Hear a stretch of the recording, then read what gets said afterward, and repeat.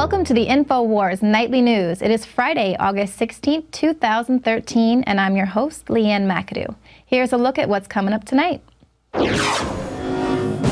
Tonight, Congress has a pang of conscience for backing Egyptian generals. Then, mainstream media gets banned from GOP debates. And WikiLeaks Assange backs Rand Paul.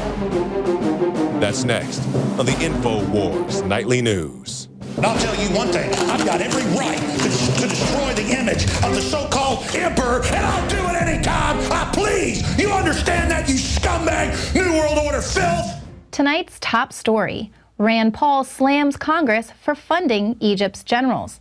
He asked them, how does your conscience feel now? This is something that those who voted in Congress are going to have to live with. The question is, how does their conscience feel as they see photographs of tanks rolling over Egyptian civilians?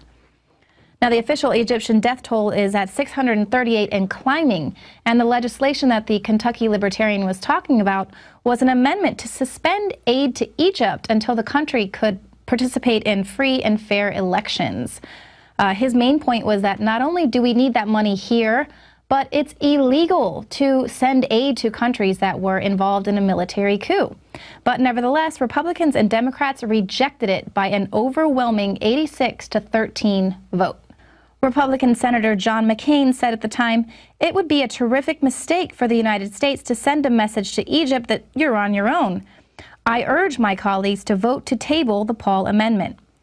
Earlier today, President Obama announced the cancellation of a joint U.S. military exercise with Egypt, but he did not cut off the $1.3 billion in military aid the U.S. provides to the country. Paul said that's too little, too late. The president of the Council on Foreign Relations said that this mindset that if you don't give people money and weapons, then you're not engaged, is bizarre. I want to engage with the world, I just don't want to be engaged in battle. For those who think more weapons is engaging us with the Egyptian people, ask an Egyptian. When you're protesting in the streets and you're run over by an American tank, you're not going to be appreciative of American engagement. During a live Q&A call with WikiLeaks founder Julian Assange earlier today, he praised Matt Drudge for breaking through the establishment media's censorship in the U.S., and he also heralded Ron Paul and the Libertarian Party as the only hope for the future of America. It is a result of the self-censorship of the establishment press in the U.S. that gave Matt Drudge such a platform, and of course, he should be applauded for breaking a lot of that censorship. The WikiLeaks founder then said, I'm a big admirer of Ron Paul and Rand Paul for their very principled positions in the U.S. Congress on a number of issues.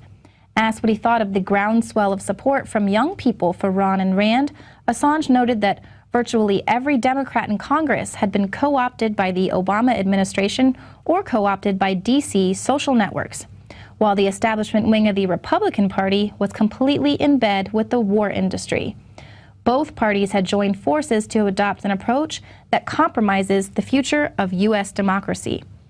The libertarian aspect of the Republican Party is presently the only useful political voice in the U.S. Congress.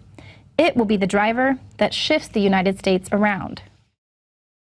Now you can watch The Alex Jones Show live as it happens at Infowars.com/show. You'll find links to all of our content there and a free 15-day trial for Prison Planet TV. More than 60 movies and documentaries all in one place at Infowars.com/show.